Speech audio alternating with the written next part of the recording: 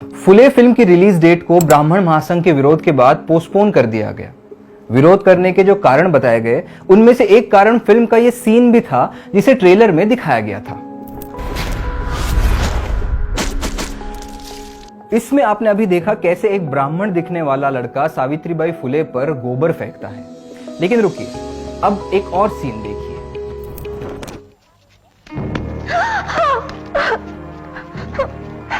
धर्म भ्रष्ट करने वालों का ऐसा ही होता है। तू हिम्मत रखो सावित्री, ये तो शुरुआत है।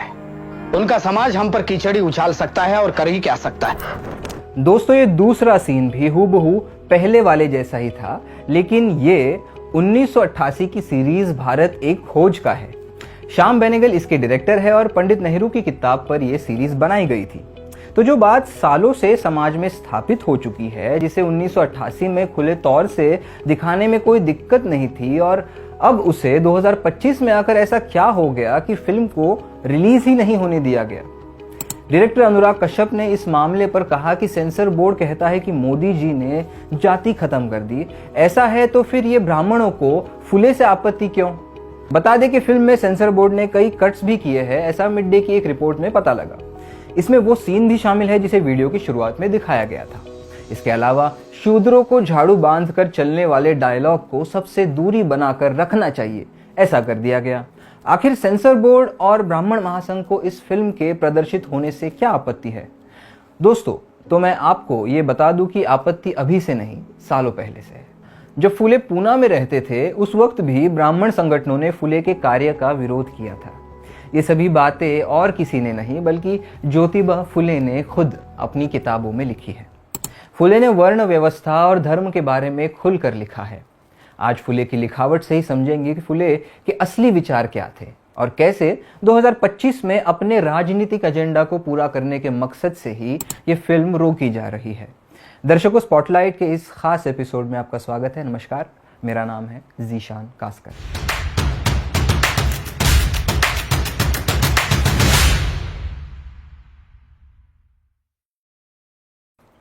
दर्शकों, अनुराग कश्यप का पोस्ट भले ही गुस्से की भावना से लिखा हो, लेकिन उसमें कई गंभीर सवाल खड़े हो जाते हैं। आज देश की फिल्म इंडस्ट्री की खस्ता हालत के पीछे राजनीतिक नीतियों के साथ फिल्म इंडस्ट्री का समर्पण भी कारण है। यही कारण है कि फुले जैसी फिल्म को भी पोस्टपोन करने में आज देश में संकोच नहीं हो रहा। बॉलीवुड के गिरते स्तर पर बात करेंगे, लेकिन आज मुद्दे को फुले और उनके विचारों तक ही सीमित रखते हैं। तो आइए शो की शुरुआत करते हैं। दोस्तों, महात्मा ज्योतिबा फुले माली समाज में जन्मे थे। इनका जन्म 1827 में हुआ था। गरीबी के बावजूद एक मुस्लिम और एक ईसाई पड़ोसी के प्रोत्साहन से उन्होंने स्कॉटिश मिशन स्कूल से पढ़ाई पूरी की थी। फिल्म फुले के ट्रेलर पर ब्राह्मण महासंघ ने कहा कि उन्हें इसमें अपना अपमान दिखा, लेकिन असल बात यह है कि जो अपमान दिख रहा है वो आज नहीं लिखा गया, वो खुद महात्मा फुले ने 100 साल पहले अपनी किताबों में दर्ज किया था। आज हम उन्हीं पन्नों की तरफ लौटते हैं जिन्हें महाराष्ट्र सरकार ने खुद छापा है, ज्योतिबा फुले समग्र वाङ्मय खंड 2 में, ताकि हम आपको दिखा सके कि फुले किस ब्राह्मणवाद की बात कर रहे थे और वो आज भी कैसे जिंदा है। महात्मा फुले कोई मामूली समाज सुधारक नहीं थे, वो क्रांतिकारी थे, एक ऐसे इंसान जिन्होंने अपनी पूरी जिंदगी उस व्यवस्था के खिलाफ लड़ाई में लगा दी जिसमें इंसान को इंसान नहीं बल्कि उसकी जाति से पहचाना जाता था। फुले का जन्म 1827 में महाराष्ट्र एक माली परिवार में हुआ था। उन्होंने देखा कि कैसे निचली जातियों के लोगों को शिक्षा से वंचित रखा जाता है, कैसे उन्हें मंदिरों में जाने से रोका जाता है और कैसे उन्हें हर तरह से दबाया जाता है। फुले ने अपनी पत्नी सावित्रीबाई फुले के साथ मिलकर लड़कियों के लिए स्कूल खोले, विधवा पुनर्विवाह का समर्थन किया और किसानों और मजदूरों के हक के लिए लड़ाई लड़ी। उन्होंने सत्यशोधक समाज की स्थापना की, जिसका मकसद था समाज को जातिवाद और अंधविश्वास से मुक्त करना। फुले ने अपनी लेखनी के जरिए भी समाज में फैली बुराइयों पर जमकर प्रहार किया। उनकी किताबें जैसे गुलामगिरी और शेतकऱ्याचे से आसूड आज भी हमें सोचने पर मजबूर कर देती है। चलिए अब एक एक कर फुले की लिखी हुई बातों पर आते हैं। शुरू करने से पहले बता दें कि कुछ जो लिखे हुए अंश है फुले के, वो एक कॉन्वर्जेशन के स्टाइल में है, यानी बातचीत के स्टाइल में है। तो फुले अपने बेटे यशवंत के साथ बातचीत में साफ कहते हैं कि ये जो जाति व्यवस्था है ये जन्म से नहीं बनी, इसे ब्राह्मणों ने अपने फायदे के लिए गढ़ा। धर्म के नाम पर यह झूठ फैला दिया कि शूद्रों की नौकरी, खेती या मजदूरी भगवान का हुक्म है। लेकिन फुले पूछते हैं कि क्या भगवान ने कभी यह कहा है? क्या कोई औरत, कोई बहन इस धर्म की किताब लिखने में शामिल थी? धर्म और व्यवस्था पर कुछ लोग कहते हैं कि वर्ण व्यवस्था तो भगवान ने बनाई थी और हर वर्ण का अपना अपना काम तय था। फुले इस बात पर भी करारा प्रहार करते हैं।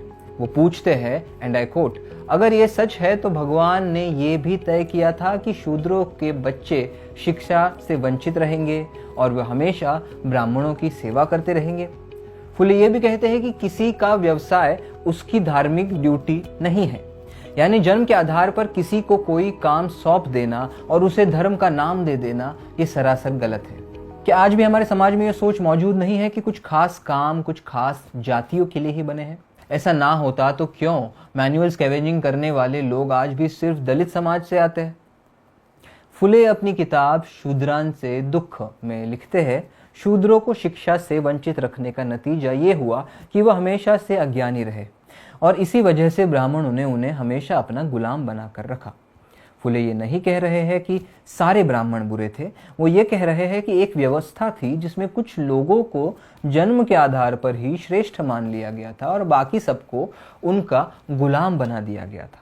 वो पूछते हैं, क्या भगवान ने कभी कहा कि ब्राह्मण सिर्फ पढ़ेगा और शूद्र सिर्फ खेत में हल चलाएगा? क्या ये काम धर्म के नाम पर तय हुआ है या चालाकी से थोपे गए हैं? आइए श्याम बेनेगल की फिल्म के कुछ अंश देखते हैं जहां शूद्रों से पढ़ाई की बात हो रही है। तुम लोग यहाँ क्यों आए हो? भाई, हमें पहचाना? हाँ, क्या काम है? भाई, हमें पढ़ना है, आदमी बनना है। हम अपने बच्चों को साथ लाए हैं, तुम इन्हें पढ़ाओगी, हम भी पढ़ेंगे भाई। अच्छा, बैठ जाओ। तुम भी बैठ जाओ और जो मैं बोल रही हूँ उसे दोहराओ। बोलो, बकरे का ब। बकरे का ब। अब बातचीत में आगे बढ़ते हैं। फुले का औरतों को लेकर किया गया काम बेहद सराहा गया। ज्योतिबा फुले समग्र वाङ्मय खंड 2 के पेज नंबर 38 पर फुले बड़ी बेबाकी से पूछते हैं कि आखिर किस पवित्र ग्रंथ में औरतों की बात है। वो लिखते हैं कि ब्रह्मा ने चारों वर्णों को बनाया, पर क्या ब्रह्मा को स्त्री ने जन्म नहीं दिया? ये सिर्फ सवाल नहीं था, ये उस सोच पर हमला था जिसमें धर्म की हर किताब सिर्फ मर्दों की थी और उसमें भी ब्राह्मण मर्दों की। औरतें और शूद्र बस व्यवस्था के नीचे खड़े रहेंगे, यही तय कर लिया गया था। फुले इस भेदभाव को एक मजबूत ढांचे के तौर पर पहचानते थे और कहते थे कि जब तक इस ढांचे को नहीं तोड़ा जाएगा तब तक इंसाफ नामुमकिन है। फुले अपनी किताब चेतावनी में लिखते हैं कि ब्राह्मणों ने अपने स्वार्थ के लिए शूद्रों को हमेशा डराया धमकाया है और उन्हें अंधविश्वास में जकड़ कर रखा है। वो भी कहते हैं कि ब्राह्मणों ने शूद्रों को ये विश्वास दिलाया है कि वो पिछले जन्म के पापों का फल भोग रहे हैं और उन्हें इस जन्म में भी उनकी सेवा करनी पड़ेगी।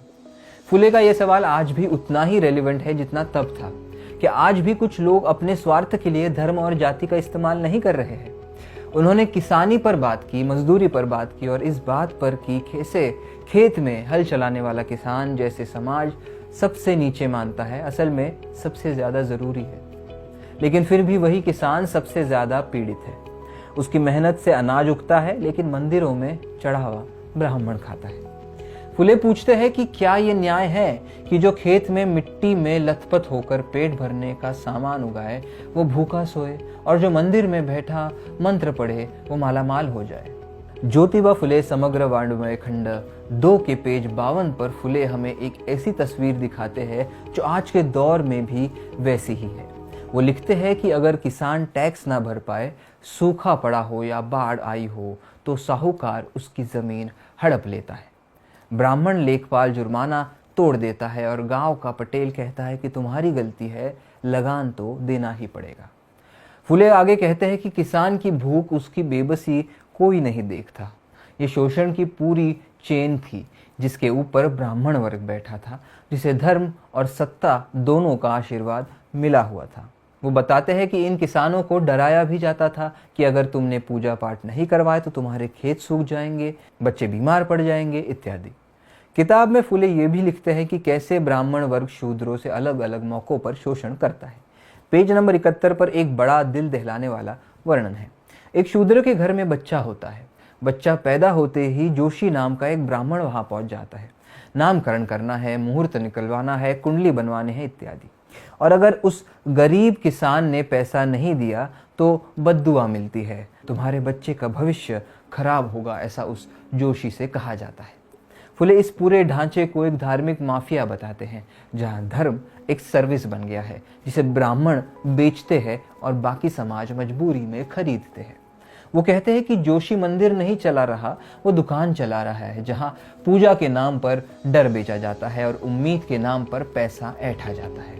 ये मेरे शब्द नहीं है दोस्तों, महात्मा ज्योतिबा फुले के शब्द हैं। फुले ने विधवाओं की दुर्दशा पर भी अपनी आवाज उठाई। वो लिखते हैं कि कैसे विधवाओं को समाज में तिरस्कार की नजर से देखा जाता था। फुले ने विधवा पुनर्विवाह का समर्थन किया और उस मुद्दे पर समाज को झंझोड़ने वाले सवाल पूछे। पेज नंबर 118 पर विधवाओं की कहानी लिखते हुए फुले का गुस्सा उनके शब्दों में झलकता है। वो बताते हैं कि ब्राह्मण समाज में अगर कोई विधवा माँ बन जाए तो उसे पापीन कहा जाता है, लेकिन ये सवाल कोई नहीं पूछता कि वो माँ किसके कारण बनी।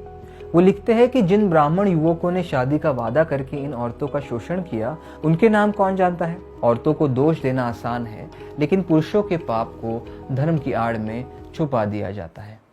यही वजह थी कि फुले ने सत्यशोधक समाज के तहत विधवा आश्रय बनाए थे, ताकि वो औरतें जो समाज की नज़र में पवित्रता खो बैठी थी, असल में इंसानी गरिमा पा सके। फुले ने हर उस पिलर को चुनौती दी जिस पर ब्राह्मणवादी समाज टिका था। उन्होंने लिखा कि धर्म वो है जो इंसान को इंसान बनाए, जो धर्म इंसान को गुलाम बनाए वो अधर्म है। आज जब कोई ब्राह्मण संगठन ये कहता है कि फुले फिल्म हमारे ऊपर हमला है, तो उन्हें पहले इन किताबों का सामना करना चाहिए, क्योंकि ये फिल्म तो बस एक कोशिश है उस आवाज़ को जिंदा रखने की। अगर फुले को पढ़ा होता तो मालूम चलता कि ये कोई ब्राह्मणों के खिलाफ नहीं, बल्कि ब्राह्मणवाद के खिलाफ संघर्ष है, उस व्यवस्था के खिलाफ जो जन्म के आधार पर किसी को भगवान और किसी को गुलाम बनाती है। दोस्तों, फिल्म फुले को रिलीज होने से रोकना कोई मामूली बात नहीं है। यह हमारे समाज के उस चेहरे को उजागर करती है जिसे कुछ लोग छुपाना चाहते हैं। यह दिखाता है कि आज भी हमारे देश में कुछ ऐसी ताकतें हैं जो नहीं चाहते कि हम समानता और न्याय की बात करें। लेकिन महात्मा फुले के विचार आज भी जिंदा है, उनकी किताबें आज भी हमें रास्ता दिखाती हैं। और जब तक हमारे देश में एक भी इंसान जातिवाद और अन्याय का शिकार होता रहेगा, तब तक फुले की आवाज़ हमेशा गूंजती रहेगी। जो चीज़ें फुले के समय हो रही थी वो आज भी मिटी नहीं है। फुले का सच आज भी छुपा नहीं है। फुले से मुंह मोड़ने का अर्थ ये है कि हम अपने वर्तमान से ही मुंह छुपा रहे हैं। ये थी आज की हमारी पेशकश दोस्तों। आप इस बारे में क्या सोचते हैं, हमें कमेंट सेक्शन में ज़रूर बताएं और इस वीडियो को ज़्यादा से ज़्यादा लोगों तक पहुंचाएं। मैं हूं ज़ीशान कास्कर और आप देख रहे थे द वायर का शो स्पॉटलाइट। धन्यवाद।